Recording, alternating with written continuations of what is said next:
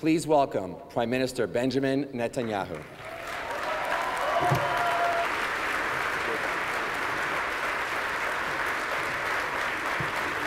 Thank you.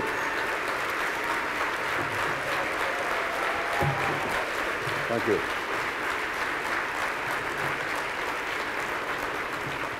Thank you very much, all of you. I'm very grateful to each and every one of you. Some of my colleagues have joined me here, Minister Avishai Braverman, and of course Ambassador Michael Oren, our ambassador to the United States.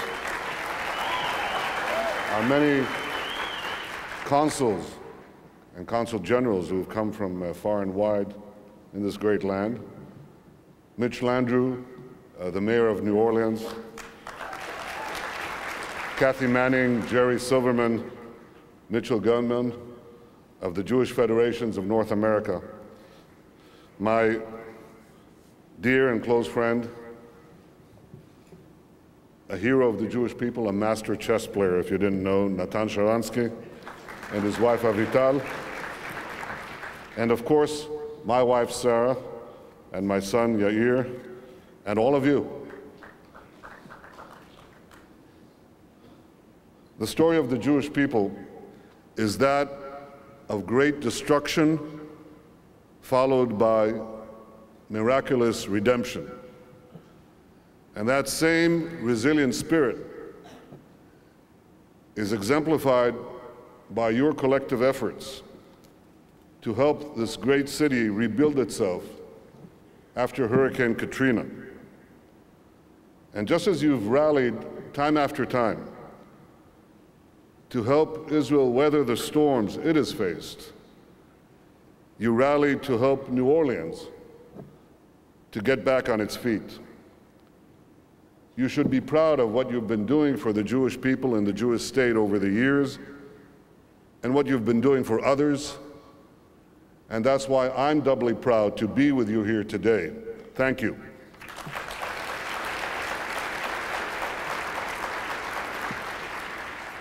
My friends, on the eve of the 20th century, the founder of modern Zionism, Theodor Herzl, foresaw the great challenges that stood before the dispersed Jewish people. He charted a clear path to direct the Jewish destiny to the safer shores of a Jewish state.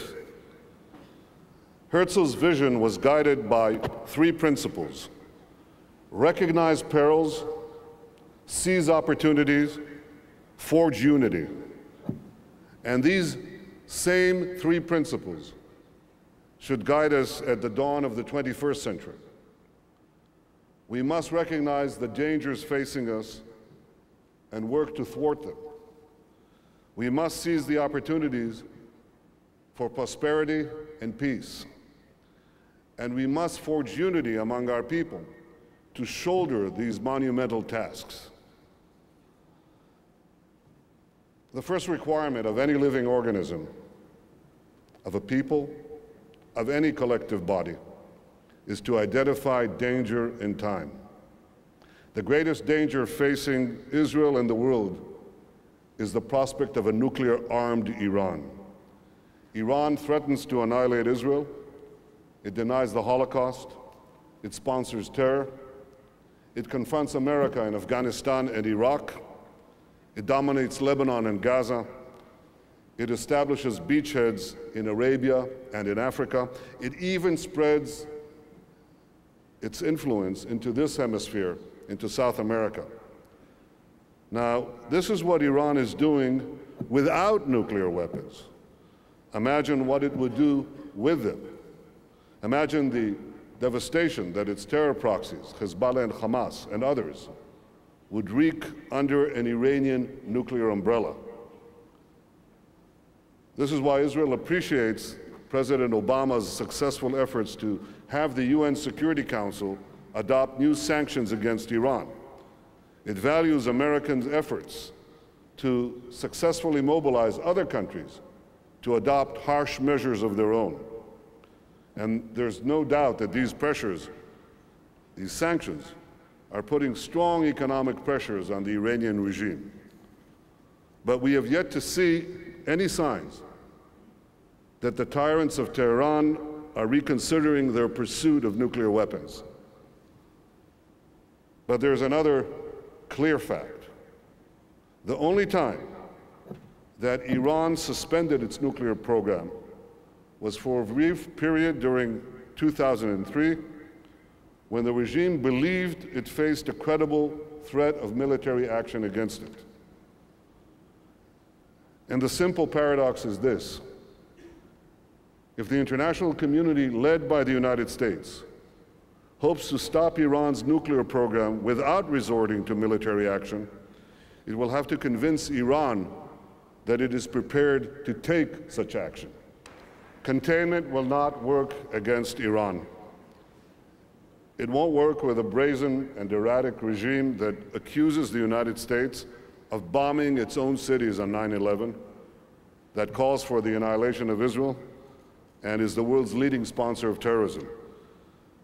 When faced with such a regime, the only responsible policy is to prevent it from developing atomic weapons in the first place.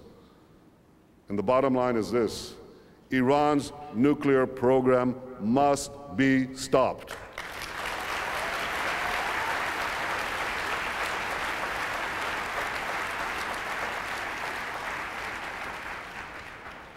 Iran's nuclear program is the greatest threat we face. The assault on Israel's legitimacy is another danger. We know from our history that attacks on the Jews were often preceded by attempts to delegitimize the Jewish people, to paint them as vile criminals, as the scourge of humanity. And this is why the attempts by our enemies and their misguided fellow travelers to delegitimize the Jewish state must be countered. Herzl was right about many things. He was right about the conflagration that would soon engulf Europe. He was right about the need for a Jewish state and for a Jewish army to defend that state. Yet Herzl was too optimistic in believing that the rebirth of the Jewish state would gradually put an end to anti-Semitism. The establishment of Israel didn't end the hatred towards the Jews. It merely redirected it.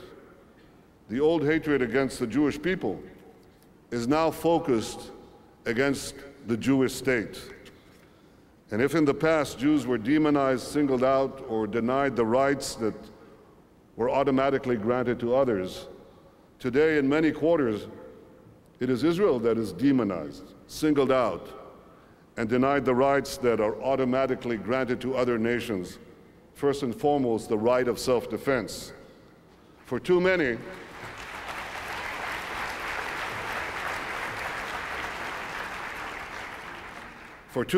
Israel is guilty until proven guilty. And the greatest success of our detractors is when Jews start believing that themselves. You've seen that today.